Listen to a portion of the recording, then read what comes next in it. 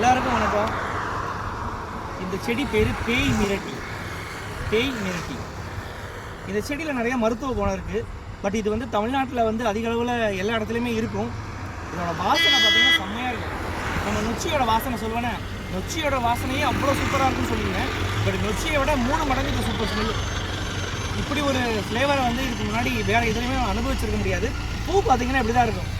பூ பார்த்திங்கன்னா இந்த மாதிரி வயலட் கலரில் நீட்டமாக லாங்காக வந்திருக்கும்.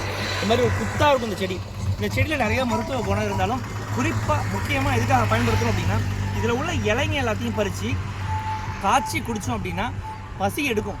பெரியவங்க இருந்தாலும் சரி தான், குழந்தைங்க இருந்தாலும் சரி தான், சரியாக சாப்பிட மாட்டுறாங்க, கொஞ்சோண்டு சாப்பிட்டுட்டு வச்சுடுறாங்க, அதிகமாக பசி எடுக்க மாட்டேங்குது அப்படின்னா அதுக்கு தேவையில்லாமல் கண்ட சிரப்பு வாங்கி குடிக்கிறதுக்கு இந்த பேய் மிரட்டியோட இலையை கொதிக்க வச்சு காய்ச்சி குடிச்சிட்டு வந்தோன்னா அதிகமாக பசியை தூண்டும். 3 வேளை சாப்பிட்றவங்களுக்கு 6 வேளை சாப்பிட்ற அளவுக்கு பசி தூண்டும். பெரியவங்க குழந்தைங்க எல்லாருமே நிறையா சாப்பிடுவாங்க.